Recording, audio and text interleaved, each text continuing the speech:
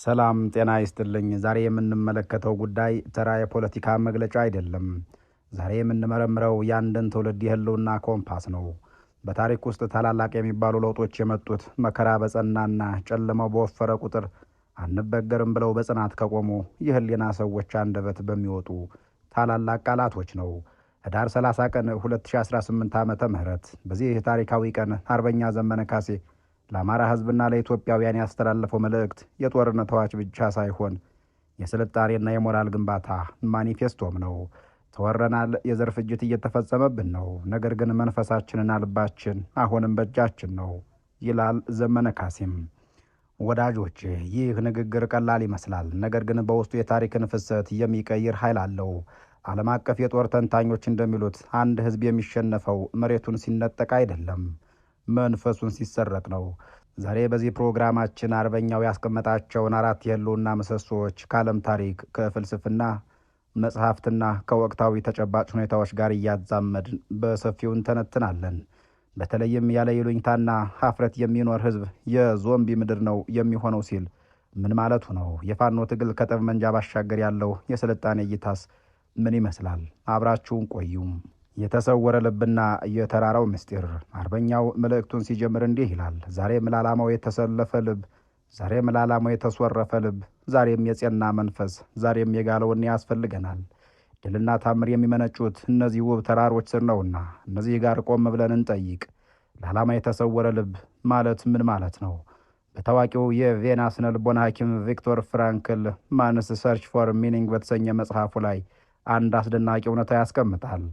ፍራንክል በናዚ ማጎሪያ ካምፕ ውስጥ በነበረበት ወቅት በረሃብና በድባብ ከሚሞቱት ይልቅ የምንኖርበት ዓላማ የለኝም ብለው ተስፋ የቆረጡት ቀድሞ ይሞቱ እንደነበር ታዝቧል። በአንጻሩ ነገ ከዚህ ወጥቼ ልጄና ያለው ወይም ይሄን መጽሐፍ እጽፋለሁ የሚል የተሰወረ ልብ ዲፕ ፐርፐዝ ያላቸው ሰዎች የናዚን ግፍ ተቋቁመው ወጥተዋል። አርበኛ ዘመነ ካሴ ልባችንና መንፈሳችን በእጃችን ነው ሲል ይህንን ትልቅ የስነ ልቦና እውነት እየነገረ መሆኑ ነው። ጠላት ወይም የአብይ አህመድ መንግስት ከተማን ሊቆጣጠር ይችላል፣ ቤትን ሊያፈርስ ይችላል። ነገር ግን መንፈስን መቆጣጠር አይችልም። በጣሊያን ወረራ ጊዜ ራስ ምሩና በላይ ዘለቀ ተራራው ላይ ሲወጡ መሳሪያቸው ያረጀ ነበር፣ ነገር ግን ልባቸው ለነጻነት የተሰወረ ወይም የተቀበረ ነበርና ያ መንፈስ ነው ታንክን ያሸነፈው። ዛሬም አርበኛው የሚለው ያንኑ ነው።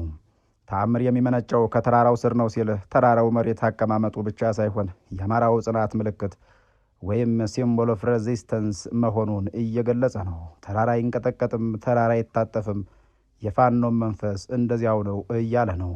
በአሁኑ ሰዓት በፖለቲካውና በዲፕሎማሲው ድል እየተመዘገበ ያለው ዓለም የዚህን ህዝብ አለመንበርከክ ወይም ሬዚለንስ ስላሳየ ነው። ዓለም ለጠንካራ እንጂ ለደካማ ቦታ የለውም እንዲሉ መሆኑ ነው። ምሰሶ አንድ ጉልበት ወይም ሳይንስና ውትድርና። አሁን ወደ ዋናው ጉዳይ እንግባ። አርበኛው የህልውናችንና የአብዮታችን 4 ምሰሶዎች ይላቸዋል። የመጀመሪያውና መሰረታዊው ምሰሶ ጉልበት ነው። ክላሽ የማያቋርጥ የኃይል ግንባታ እስከ ምጽአት ማንቃት፣ ማደራጀት፣ ማሰልጠንና ማስታጠቅ። ይህ ንግግር ከስሜት የዘለለ ወታደራዊ ሳይንስን እያዘለ ነው። በታሪክ ውስጥ ሰላም የሚገኘው ለጦርነት በመዘጋጀት ነው። ሴቬዝ ፓሴም ፓራ ብሉም ይላሉ ላቲኖች። ታዋቂው ቻይናዊ የጦር ጠበብት ሰንዙ ዘ አርት ኦፍ ዋር በሚለው መጽሐፉ ላይ ድል የሚገኘው በቁጥር ብዛት ሳይሆን በድርጅትና በስነ ልቦና ዝግጁነት ነው ይላል። ዘመነ ካሴ እስከ ምጽአት ማንቃትና ማደራጀት ሲል የፋኖን ትግል ከሽምቅ ተዋጊነት ወደ መደበኛና ዘመናዊ ጦር ወይም ኢንስቲትዩሽናላይዜሽን አርሚ የመቀየር ራዕይ እንዳለው የሚያመላክት ነው። ጠላት የጉብል ሰራዊት ነው የሚለው አገላለጽ በቁጥር ብዛት በጥራት ግን የዘቀጠ መሆኑን ለማሳየት ነው። ፋኖ ግን በየደቂቃው ራሱን እያደራጀ ነው። ትጥቅ ማስታጠቅ ብቻ በቂ አይደለም። ማንቃት የሚለው ቃል ወሳኝ ነጥብ ነው። የነቃ ተዋጊ አንድ ጥይት መጥቶ ጥይት ታደርጋለች።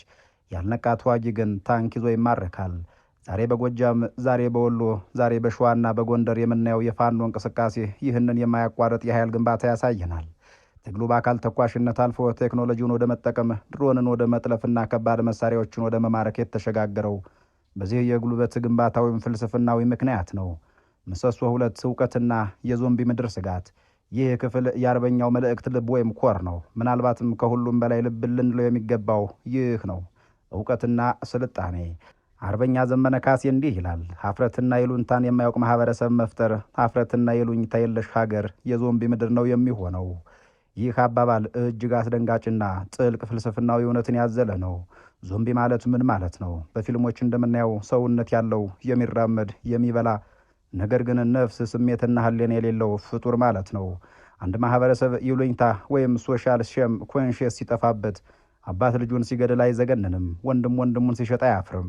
መሪ ህዝቡን ሲጨፈጭፍ ጸጸት አይሰማውም። ኢትዮጵያ አሁን ያለችበት ሁኔታ ይህ አይደለምን? ቤተ ክርስቲያን ሲቃጠል፣ ህፃናት በድሮን ሲጨፈጨፉ፣ ሆድና ጥቅም ያሳወረው ባንዳ ዝም ሲል ሀገሪቱ ወደ ዞምቢ ምድር እየተቀየረች መሆኑን አርበኛው በምሬት እየገለጸ ነው። ይህንን ሀሳብ ለማጠናከር የፈረንሳይን አብዮት ወይም የጀርመንን የናዚ ዘመንን ማስታወስ እንችላለን። ጀርመኖች በእውቀት የመጠቁ ነበሩ። ነገር ግን ሞራልና ይሉኝታ ሲጠፋባቸው ያን ሁሉ እውቀታቸውን ጋዝ ቤት ሰርተው ሰው ለመፍጀት አዋሉት። እውቀት ያለ ይሉኝታ መሳሪያ ለህፃን ልጅ እንደ መስጠት ነው። አርበኛው ትሁት ስልጣኔ መገንባት ሲል የምንፈልገው ድል ህንፃ መገንባት ብቻ ሳይሆን ሰውን ሰው የሚያደርገውን እሴት መመለስ ነው ማለቱ ነው። የማያቋርጥ እውቀት ረሃብ ሲል ፋኖነት ማለት የመሃይምነትን መጥላት፣ ዓለምን በልኩ መረዳት፣ ተፈጥሮን መመርመር መሆኑን እያሳሰበ ነው። አዲስ ትውልድ ክላሽ ብቻ ሳይሆን መጽሐፍኑም መታጠቅ አለበት። ምክንያቱም የሐሳብ ድህነት ካለ የመሳሪያ ጀግንነት ወደ ሽፍትነት ይቀየራልና ነው። ምሰሶ 3ና 4 ኢኮኖሚና ፈሪሃ እግዚአብሔር ናቸው። ሶስተኛው ምሰሶ ጠንካራ ኢኮኖሚ ነው። ጠንካራ ኢኮኖሚ ፓወር ሳንገነባ ጠንካራ የፖለቲካ ፓወር ልንገነባ አንችልም ሲል መልእክቱን ያስተላልፋል። እዚህ ላይ አርበኛው ገንዘባችንን የጦር መሳሪያ ማድረግ አለብን የሚል አዲስ ጽንሰ ሐሳብ ያመጣል። በዘመናዊ ዓለም ጦርነት የሚካሄደው በባንክና በስቶክ ማርኬት ጭምር ነው። የአይሁድ ህዝቦች ወይም እስራኤላውያን በመካከለኛው ምስራቅ ተከበው ህልውናቸውን ያስቀጠሉት በወታደራዊ ጡንቻ ብቻ ሳይሆን ዓለምን በሚያንቀሳቀስ የኢኮኖሚ አቅም በመገንባታቸው ነው። የአማራ ህዝብ ታታሪ ነው፣ ሰራተኛ ነው። ነገር ግን ይህን ጉልበት ወደ ተራጀ ኢኮኖሚ ካልቀየረው ነፃነቱን ማስቀጠል አይችልም። አራተኛውና የመጨረሻው ምሰሶ ፈሪሃ እግዚአብሔር ነው። ክፋት ለማንም በጎነት ለሁሉም። ይህ የትግሉ ሞራላዊ መሰረት ወይም ሞራል ኮምፓስ ነው። ፋኖ የሚለየውም እዚሁ ላይ ነው። ጠላት ሴቶቹን ይደፍራል፣ ፋኖ ግን ይጠብቃል። ጠላት ንብረት ይዘርፋል፣ ፋኖ ግን ያስመልሳል። ሰውን መውደድና ለሰው ልጆች ሐሴት መኖር የሚለው የአርበኛው ቃል ከታላቁ የኢትዮጵያ ፍልስፍና ከደቂቀ እስጢፋኖስ እና ከዘርዓ ያዕቆብ አስተምህሮ ጋር የሚዛመድ ነው። ስልጣን ሲገኝ ለመቀበል ሳይሆን የተሻለ ስርዓት ለመፍጠር ነው። ፈሪሃ እግዚአብሔር የሌለው ታጋይ ነገ ሌላ ጨቋኝ ወይም ትሪያንት ነው የሚሆነው።